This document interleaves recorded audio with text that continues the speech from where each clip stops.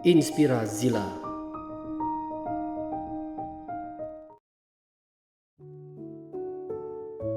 Dahulu kala di Cina, ada seorang raja yang sangat bijaksana dan baik hati. Dia harus memilih penerusnya, tetapi dia tidak memiliki anak sendiri. Jadi suatu hari, dia mengumumkan ke seluruh kerajaan bahwa dia sedang mencari seorang anak laki-laki untuk dipersiapkan sebagai penerusnya. Setiap anak yang tertarik bisa datang ke istana pada tanggal tertentu. Pada hari yang istimewa itu, ribuan anak dari seluruh kerajaan datang ke istana. Setelah semua anak tiba, raja muncul di aula utama. Dia memberikan setiap anak sebutir biji tanaman dan berkata, "Pulang dan tanamlah biji ini di dalam pot. Kembalilah ke sini tahun depan dengan pot kalian. Saya akan melihat pot kalian dan memutuskan siapa penerus saya." Ada seorang anak laki-laki yang bernama Ling. Dia juga berada di istana dan menerima biji itu. Dia kembali ke rumahnya di desa dan menanamkan biji itu di sebuah pot. Ling rajin menyirami bijinya setiap hari dan mengawasinya dengan penuh perhatian. Setelah beberapa minggu, beberapa anak di desanya berkumpul dan saling membandingkan tanaman mereka. Sementara pot anak-anak yang lain sudah mulai menghasilkan tanaman kecil, biji Ling masih belum menghasilkan apa-apa. Beberapa minggu berlalu dan anak-anak di desa bertemu lagi. Sekali lagi, biji Ling masih tidak menumbuhkan satu akar, batang, ataupun daun. Dia sedikit putus asa dan mulai ragu apakah dia tidak merawat tanamannya dengan baik. Tetapi dia masih terus menyirami tanamannya dan merawatnya setiap hari. Setelah beberapa bulan, hampir semua pot teman-temannya memiliki tanaman yang indah. Beberapa di antara mereka bahkan sudah menghasilkan bunga atau semak berdaun. Namun, Ling yang malang masih belum bisa menunjukkan apapun di potnya. Anak-anak lain menertawakan dan meremehkan kemampuannya untuk merawat sebuah biji kecil. Ling berkecil hati dan dia berpikir untuk menyerah. Tetapi ibunya berkata, "Kamu harus menyelesaikan apa yang kamu mulai dan jangan pernah menyerah." Meskipun Ling hanya memiliki sedikit harapan dengan bijinya, dia mendengarkan nasihat ibunya dan terus merawat biji itu.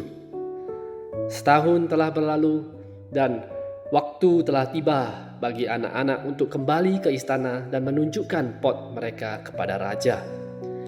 Pot Ling masih tidak menunjukkan apa-apa, sementara semua orang yang dia kenal sudah memiliki tanaman yang tumbuh dengan indah. Dia telah putus asa dan memberitahu ibunya, "Ibu, aku tidak ingin pergi ke istana. Tidak ada apa-apa yang bisa aku tunjukkan kepada sang raja. Aku malu dan takut. Raja bahkan mungkin akan menghukumku karena aku tidak bisa merawat bijinya dengan baik."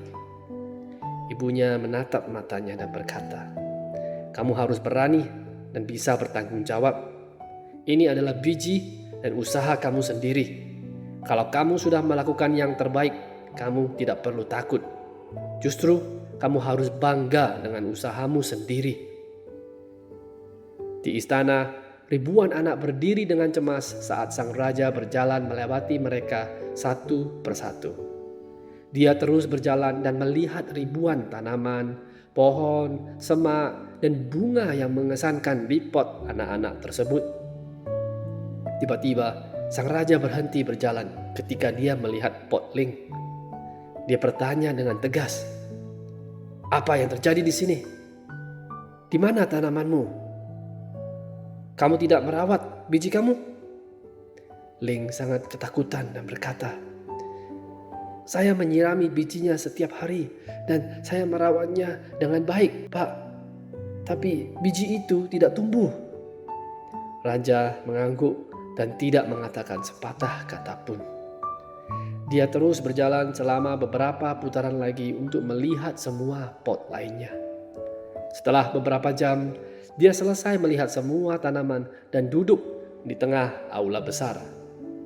Lalu dia berkata, "Saya menghargai semua upaya dan partisipasi kalian dalam pemilihan ini.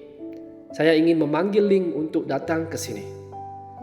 Raja kemudian mengangkat pot kosong milik Ling untuk dilihat semua orang. Anak-anak yang lain tertawa terbahak-bahak ketika mereka melihat pot tersebut.